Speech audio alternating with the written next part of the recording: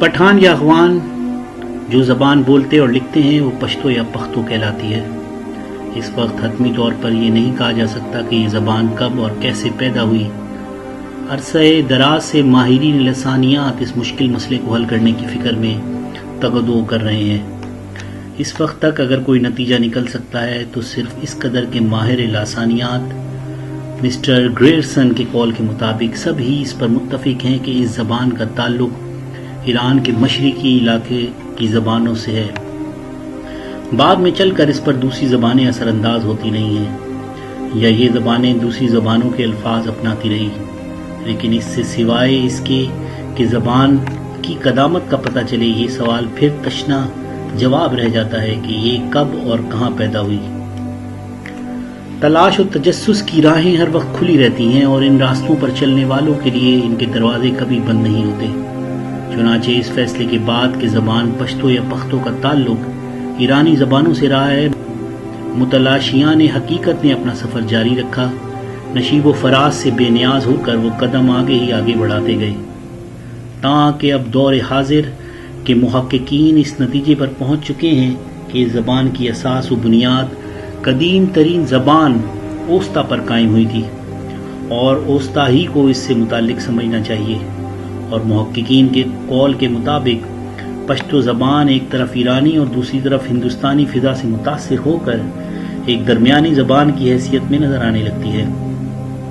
چنانچہ اس نے نہ صرف یہ کہ ایرانی اور ہندوستانی زبانوں کا اثر قبول کیا، بلکہ وہ سامی اور دوسری زبانوں سے بھی اپنے خزانہ علم کو پر کرتی رہی۔ پشتو یا پختو زبان کی قدامت سے تو اب کوئی انکار نہیں کر سکتا، کیونکہ سب اس کے قدیم ہونے پر متفق ہو چکے ہیں۔ بلکہ کہا جا رہا ہے کہ یہ زبان اس دور سے بھی قدیم ہے کہ جس سے محققین اسے منسلک کرتے چلے آئے ہیں، اور اس حقیقت کو تسلیم کر لینے کے بعد کہ اس زبان کی اساس و بنیاد اوستا پر رکھی گئی تھی، اب یہ امر زیر بحث ہے کہ آیا پشتو کو قدیم تسلیم کیا جائے یا سنسکرت کو۔ ماہرین لسانیات نے دنیا کی زبانوں کو مختلف ناموں سے جدا جدا حلقوں میں تقسیم کر رکھا ہے۔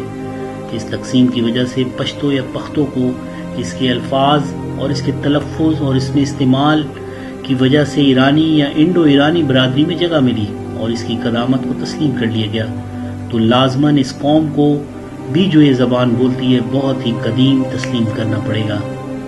مسٹر سی پلائک کے خیال کے مطابق آرین کوئی 1500 سال قبل از مسیح اس طرف آئے تھے، جبکہ کوئی 3000 سال قبل مسیح دوسری اقوام ان علاقوں میں آباد تھیں۔ اس طرح ان قدیم آبادیوں کی زبان بھی بہت ہی قدیم ہوگی، جس پر بعد میں ایرانی اور دوسری زبانیں اثر انداز ہوئیں، اور یہی قدیم زبان پشتو ہی کی کوئی شکل ہو سکتی ہے۔ اعتراض کیا جا سکتا ہے کہ خصوصاً وہ افغان جو اپنے آپ کو بنی اسرائیل ظاہر کرتے ہیں اس زبان کو اپنے ساتھ نہ لائے ہوں گے۔ ان کی زبان سلسلہ سامی ہی کی کوئی زبان ہونی چاہیے، لیکن یہ کوئی ایسا مشکل مسئلہ نہیں جس پر گہرے فکر کی ضرورت ہو سکتا ہے کہ اس موجودہ علاقے میں رہائش و قیام کے بعد انہوں نے مقامی آبادی کے میل جول سے اپنی زبان بدل لی ہو، اور تاریخ میں ایسا ہو جانا کسی طرح باعث تعجب نہیں۔